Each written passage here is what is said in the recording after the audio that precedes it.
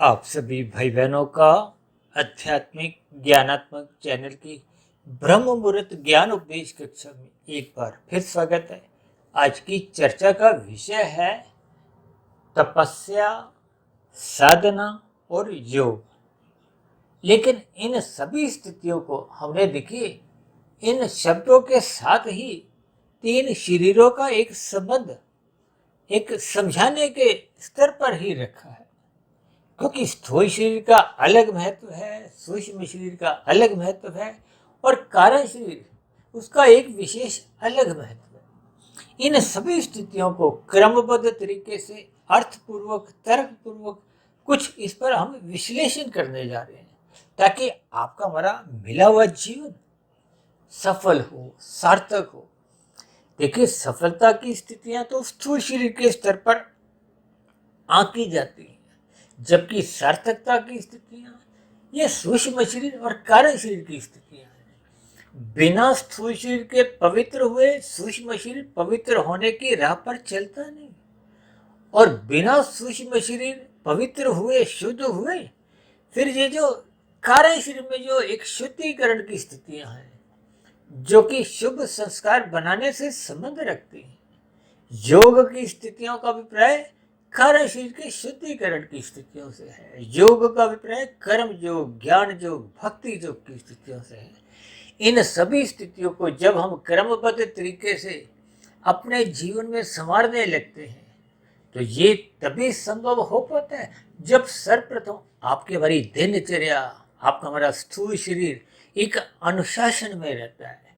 अक्सर तकनीकी रूप से हम इस बात पर चर्चा रखते रहते हैं कि आपके हमारे सबके ही स्थूल शरीर तामसी है, इसमें तमोगुण की प्रधानता देखी गई है। जबकि मन बुद्धि के स्तर पर, यानी कि सूक्ष्म शरीर की स्थितियों पर एक चंचलता, विषय भोगों के प्रति एक सहज होने के कारण इसमें रजोगुण की प्रधानता, संसारी आकर्षणों की एक लोलुपता, आकर्षण सहज ही बना रहता है। जबकि कारण शरीर की जो एक स्थितियां हैं, जब तक उसमें देखिए सत्वगुण की स्थितियां मजबूत नहीं होती, कारण शरीर में सत्वगुण की स्थितियां मजबूत होने का अभिप्राय शुभ संस्कारों से है। जब तक कारण शरीर में शुभ संस्कारों की स्थितियां एक प्रधान रूप में, एक बहुमत के रूप में, जैसे देखिए संसद में जिस दल विशेष का बहुमत होता है, उस दल विशेष की ही सरकार चलती है। उस दल विशेष की ही सरकार चलने का अभिप्राय क्या है कि उन्हीं के द्वारा जो कानून बनते हैं, वही कानून ही एक सामान्य नागरिक को, यानी कि एक आपको, हमें वो मानने होते हैं, उन पर चलना होता है। ठीक इसी तरह इस बात को उदाहरण के रूप में लेते हुए देखिए, कारण शरीर में जैसे जैसे आपके हमारे संस्कार, स्वभाव या स्थितियां या जिस गुण विशेष की स्थिति प्रधान होती है, देखिए किसी के तमोगुण प्रधान होता है, उसको फिर तामसी कहते हैं। जिसमें रजोगुण की प्रधानता होती है, उसको राजसी कहते हैं। और जिसमें सतोगुण की प्रधानता होती है, उसको सात्विक कहा जाता है। और फिर जैसे जैसे सतोगुण की शुद्ध स्थितियां, यह शुद्ध स्थितियों का अभिप्राय कर्म योग, ज्ञान योग, भक्ति योग की स्थितियों से है। देखिए, जब तक हम कर्मफल सिद्धांत से ऊपर की स्थितियां, देखिए शास्त्रों में स्थूल शरीर के स्तर पर हम जो भी कर्म करते हैं, अच्छे बुरे, अच्छों को देखिए पुण्य कर्म कहा गया है, उनको तकनीकी रूप से विहित कर्म कहा गया है। विहित कर्म का अभिप्राय विधि विधान पूर्वक, यानी कि जो शास्त्र आपको में एक अनुमति देते हैं। देखिए, राजसी कर्म तो एक साधारण पुण्य कर्म है, जिसमें खाया पिया बराबर कुछ बचत नहीं है, यानी कि परोपकार के कार्यों में तो बचत है। आपने कमाया विधि पूर्वक, धर्मानुसार, फिर दूसरों को खिलाया तो आपका निवेश हो गया, परोपकार के कार्यों, भले ही सकामता है। देखिए, कर्म फल सिद्धांत का मतलब ही है कि कर्म फल पाने के लिए हो रहा है। और जब कर्म के साथ जोग लग जाता है, तो फिर ये स्थितियां अलग हो जाती हैं। कर्म योग का अभिप्राय क्या है कि अब आपको माया के सुखों की इच्छा नहीं है। किसकी इच्छा है? परमात्मा की। ये योग किसका है? आत्मा और परमात्मा की। देखिए, आत्मा जब परमात्मा के सम्मुख होती है, वो योग की स्थिति। योग को, सुमुखता को, ये सब एक ही बात है। देखिए कर्म योग एक आरंभिक स्थिति है, उससे अगली स्थिति ज्ञान योग, फिर भक्ति योग। जैसे हम गाड़ी में देखिए गियर बदलते हैं ना, आजकल तो देखिए गाड़ियाँ भी बिना गियर के आ गई। लेकिन जैसा जैसा देखिए हमारा कुछ उदाहरण एक अनुकूल लगता है तो हम उस स्थिति विशेष से जोड़ने का एक प्रयास करते हैं। जैसे पहले गियर में गति हल्की होती है, दूसरे में और बढ़ जाती है, तीसरे में और, चौथे में और। इन सभी स्थितियों को हमने अपने जीवन के स्तर पर, अक्सर हम कहते रहते हैं ना कि स्थूल शरीर के स्तर पर यदि आप जीत गए तो आपने जीवन का एक क्वार्टर फाइनल मैच जीत लिया। जब मन बुद्धि के स्तर पर आप मैच जीत जाते हो तो आपका हमारा जीवन का एक सेमीफाइनल का मैच जीत जाते हो। और जब हम कारण शरीर को 100% शुद्ध करते हुए मायातीत की स्थिति को प्राप्त हो जाते हैं तो फिर तो आप हम फाइनल मैच जीत जाते हैं, मायातीत हो जाते हैं। यानी कि जन्म मरण के बंधन से हम मुक्ति पा चुके हैं। हालांकि साधारण स्तर पर देखिए तपस्या, साधना और योग ये सभी परमात्मा की ओर ले जाते हैं। ये सभी स्थितियां देखिए सूक्ष्म स्तर पर यदि इन पर आप चिंतन करोगे तो अलग अलग भेद नजर आते हैं। जैसा कि हमने देखिए इनको 3 शरीरों के साथ इनका एक संबंध जोड़ दिया। जैसे आजकल देखिए गर्मी के दिन बहुत अधिक चल रहे हैं, यानी कि तापमान बढ़ता जा रहा है। ये तापमान का अभिप्राय ही देखिए तपने से है। ताप को देखिए दुख भी कहा जाता है, यानी कि जब हम स्थूल शरीर की इच्छाओं की पूर्ति नहीं करते। देखिए स्थूल शरीर तो सहज ही एक रसगुल्ला भी खाना चाहता है, फिर दूसरा भी, फिर तीसरा भी, फिर चौथा भी, रुकता नहीं है। यानी कि स्थूल शरीर सदा ही विषय भोगों की ओर बढ़ता जाता है। ये उसकी एक कमजोरी है। शास्त्रों में भी कहा गया ये इंद्रिय दोष है।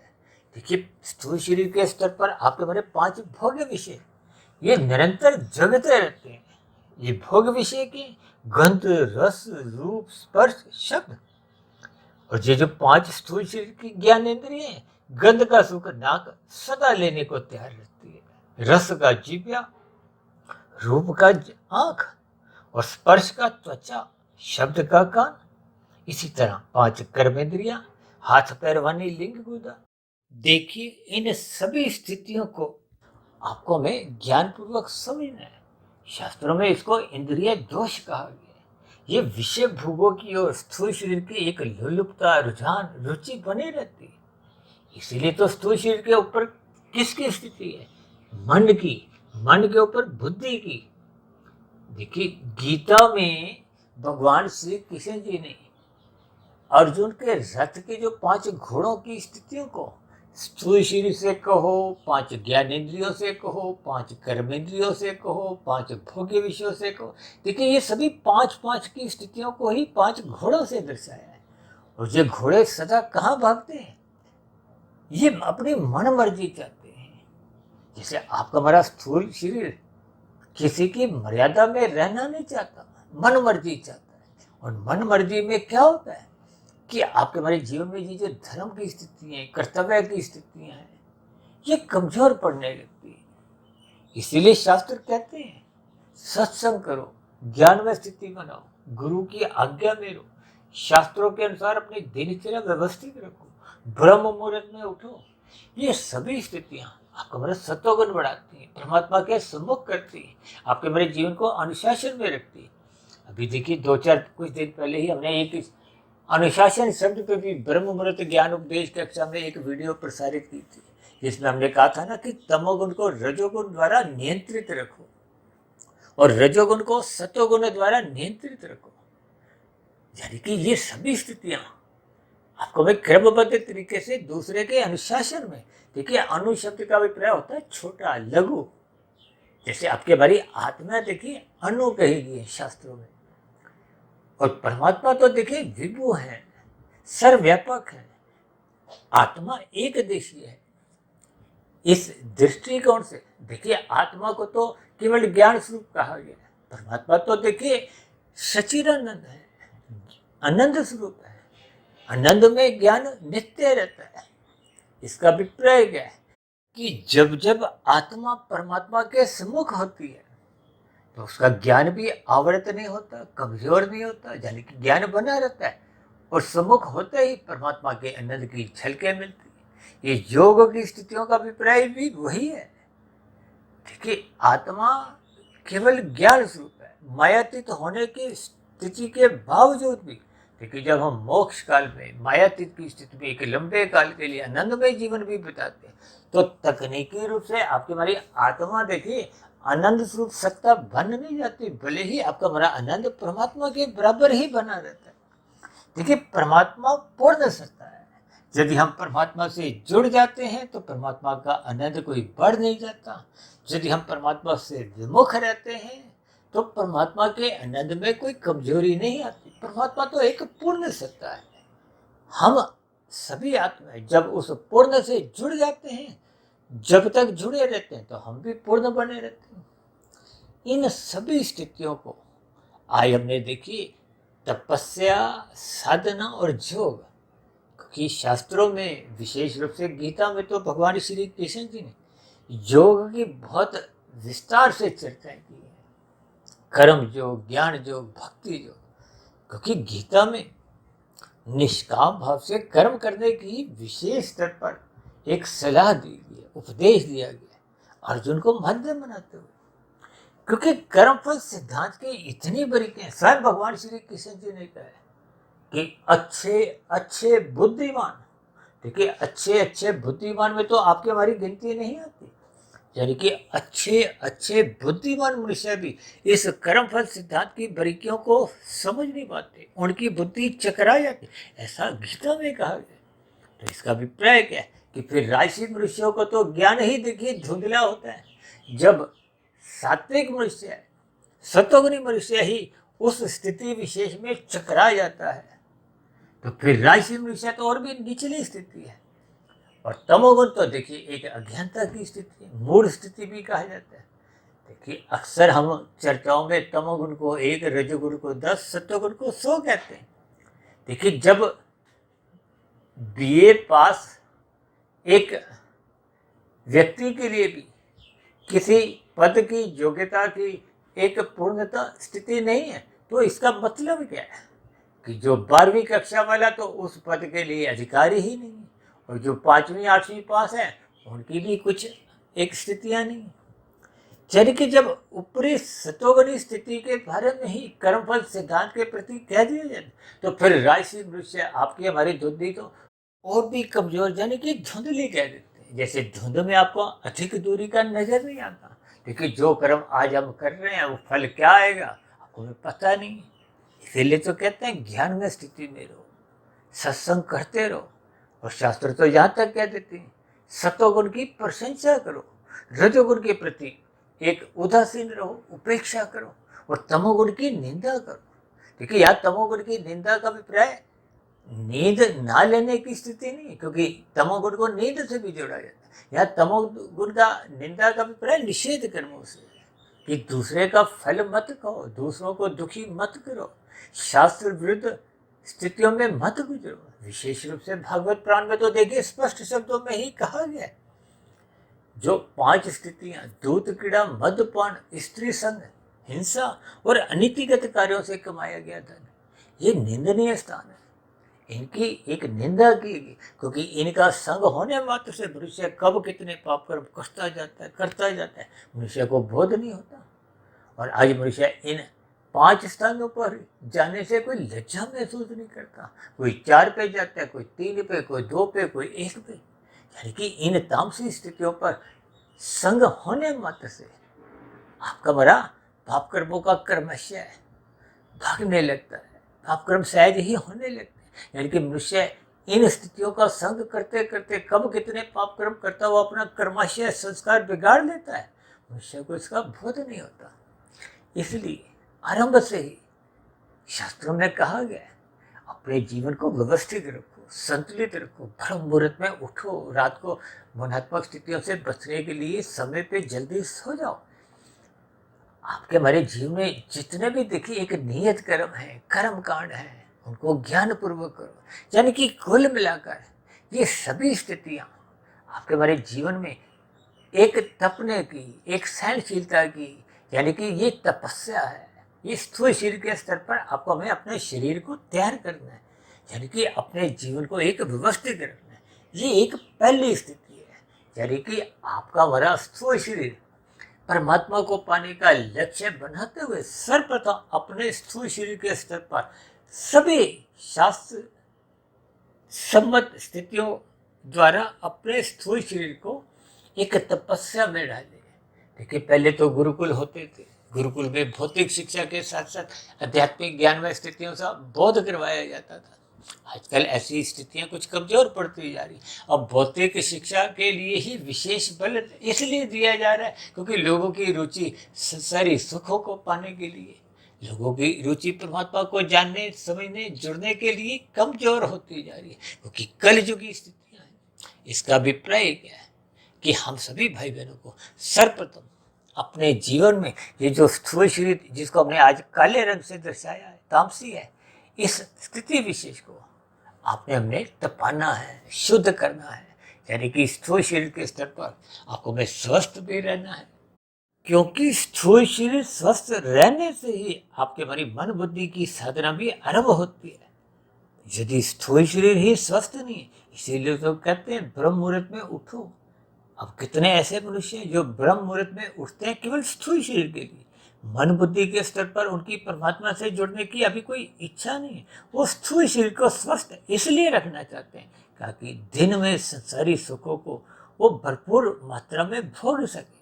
स्थूल शरीर की किसी भी प्रकार की कोई अपंगता, कोई बीमारी नहीं है। देखिए, इसकी भी कोई शास्त्र निंदा नहीं करते कि आप अपने स्थूल शरीर को स्वस्थ क्यों रखना चाहते हैं।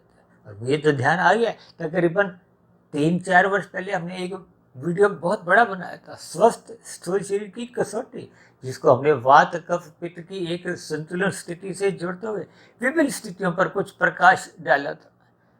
देखिए, हम सभी भाई बहनों को सर्वप्रथम ब्रह्म मुहूर्त में उठने का अपना एक लक्ष्य बनाना चाहिए, क्योंकि ब्रह्म मुहूर्त में उठते हैं मात्र से आपका हमारा स्थूल शरीर भी स्वस्थ होने लगता है। जब हम दिन में देखिए या एक ब्रह्म मुहूर्त की स्थितियों में भी, या जहाँ जहाँ आपको हमें समय मिलता है, जब हम सत्संग करते हैं, जिसका अभिप्राय सुनने से भी है, समझने से भी है, पढ़ने से भी है, यानी कि सतोगुण का संग करना है। गुरु के प्रवचनों को सुनना है, चाहे वो पढ़ने से हो, सुनने से, किसी भी तरह से।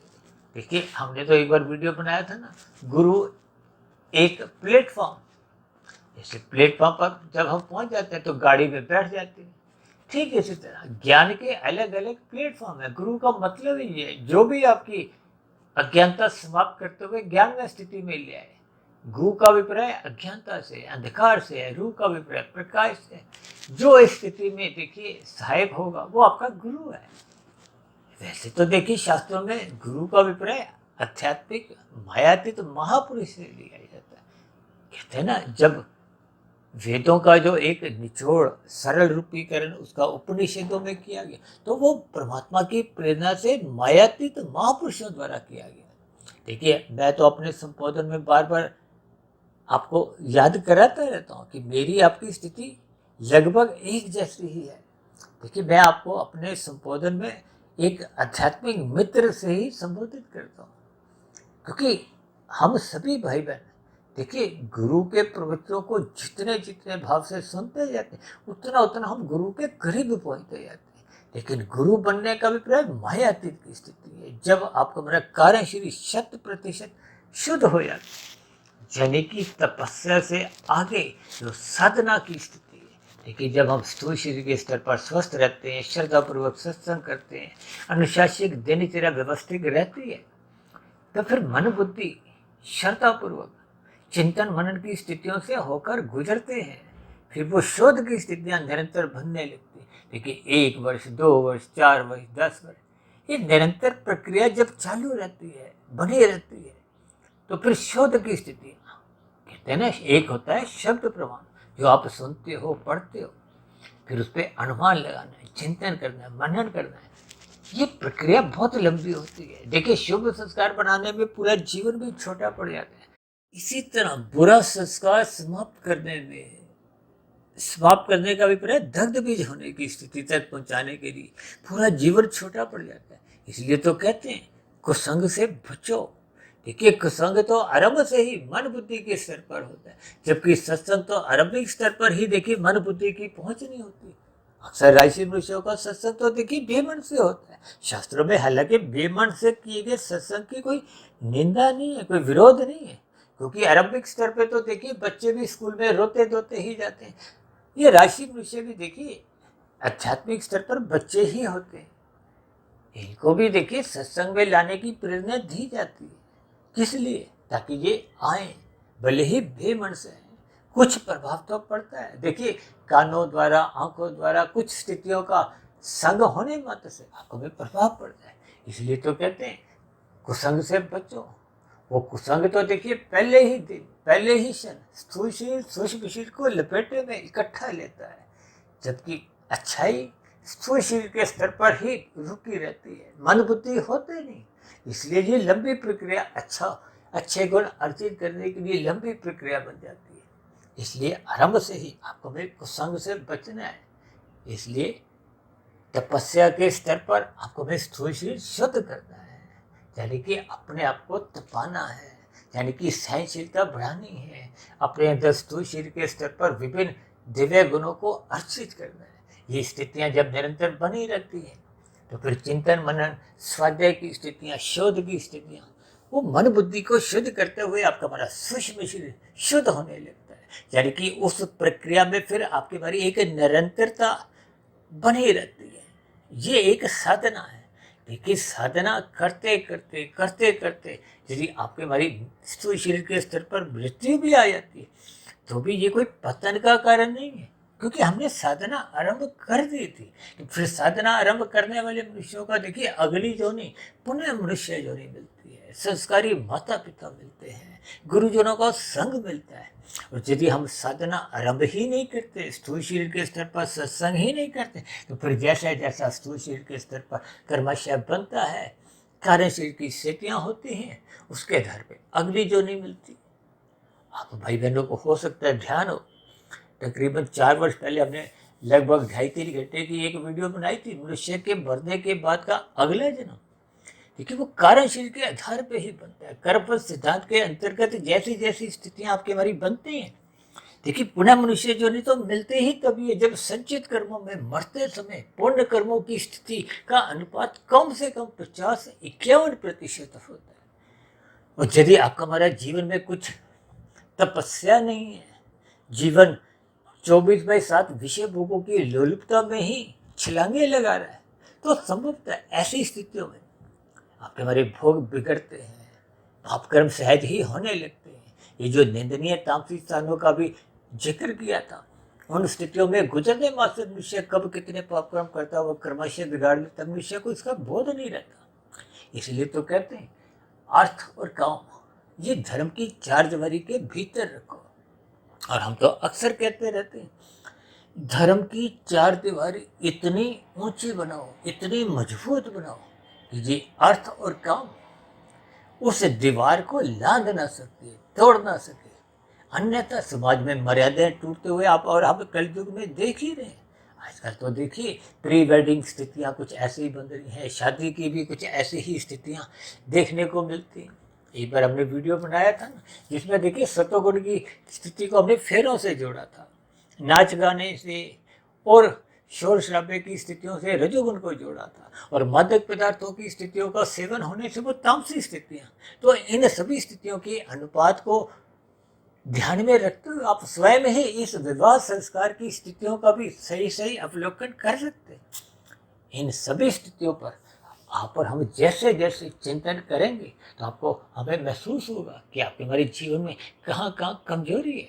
इसलिए तो आज हमने देखी कि तीनों शरीरों को शुद्ध करने के लिए इनको अलग अलग स्थितियों से जोड़ते हुए, यानी कि तपस्या को स्थूल शरीर से और साधना को सूक्ष्म शरीर यानी कि मन बुद्धि के स्तर पर, ताकि योग की स्थितियां, कर्म योग, ज्ञान योग, भक्ति योग की स्थितियां अपनी स्थिति कार्य शरीर में मजबूत करे। क्योंकि कार्य शरीर की ही परछाई कहो, प्रभाव कहो, परिणाम कहो, वो आत्मा पे पड़ता है। और आत्मा परमात्मा का एक सजातीय संबंध है। कारण शरीर जितना जितना शुद्ध हो जाता है उतनी उतनी आत्मा अपने मूल स्वरूप में लौट आती है। फिर उतने उतने अंश में ही परमात्मा की सम्मुखता, योग की स्थितियां वो बनी रहती हैं। फिर उतने उतने अंश में ही आपको वे परमात्मा के आनंद की झलकें मिलती है। जब तक कार्यशील 50% से अधिक शुद्ध पूर्ण रूप से हो नहीं जाता, तब तक ये स्थायी सम्मुखता बन नहीं पाती। देखिए, ये सभी स्थितियां बहुत ही सूक्ष्म स्तर पर आपको हमें ज्ञान पूर्वक समझनी होती है। तो ये थोड़ी बहुत गणित की बातें, लेकिन ये सभी स्थितियां तपस्या यानी स्थूल शरीर, फिर साधना यानी कि सूक्ष्म शरीर मन बुद्धि की स्थितियां, और कारण शरीर यानी योग की स्थितियां। क्योंकि कारण शरीर जैसा जैसा हम बना लेते हैं उसी के आधार पे ही अगली जोनी का निर्धारण होता है। और यदि मिले हुए जीवन में ही हम 100% कारण शरीर शुद्ध कर लेते हैं, यानी कि योग की एक परम स्थिति को प्राप्त हो जाते हैं, तो फिर तो स्थूल शरीर के मरते ही मायातीत की स्थिति होती है। और यदि उसमें कुछ कमी रह जाती है तो वो कमी फिर अगले मनुष्य जीवन में साधना करते करते यानी कि योग करते करते वो पूर्ण स्थिति की प्राप्ति हो जाती है। लेकिन हम जितने भी योग की स्थिति इस मिले हुए जीवन में बना लेते हैं, वो उतने प्रतिशत आपकी हमारी वो शुद्ध कमाई है, वो अगले मनुष्य जीवन में भी आपकी सुरक्षित बनी रहती है। जबकि भौतिक कमाई, देखिए कुछ दिन पहले हमने ये कमाई के ऊपर भी कुछ चर्चा रखी थी।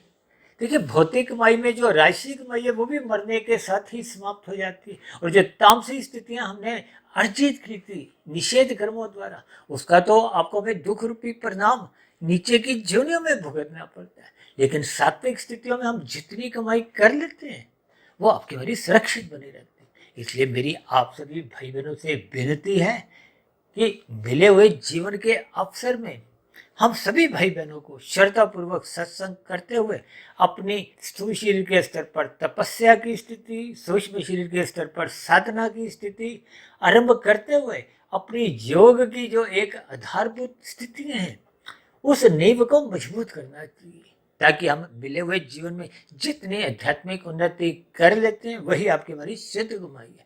तो ऐसे सभी सार्थक शुभ योगमय स्थितियां आपके हमारे जीवन में भी क्रमशः बनना आरंभ हो। इन्हीं शुभकामनाओं के साथ चर्चा विशेष को अब यही विश्राम देते हैं। शाम को फिर मिलते हैं संध्या बेला ज्ञान कक्षा में। तब तक आप अपने आध्यात्मिक मित्र सुधीर भाटिया फकीर को इजाजत दें। फिर भी आज की वीडियो संबंधित आपके मन में कोई प्रश्न उठ रहा हो, कोई मेरी कही गई बातें आपको तर्क संगत सही नहीं लगी हो, आधी अधूरी लगी हो, या कही गई बातों पर आपकी कोई आपत्ति हो, शिकायत हो, तो आपके प्रश्नों के साथ साथ आपके सुझावों का और शिकायतों का नीचे दिए गए कमेंट्स बॉक्स पर जब प्रश्नोत्तर ज्ञान कक्षा में सदा ही स्वागत है। इस चर्चा विशेष को ध्यानपूर्वक गंभीरता पूर्वक सुनने के लिए आप सभी भाई बहनों का बहुत बहुत धन्यवाद।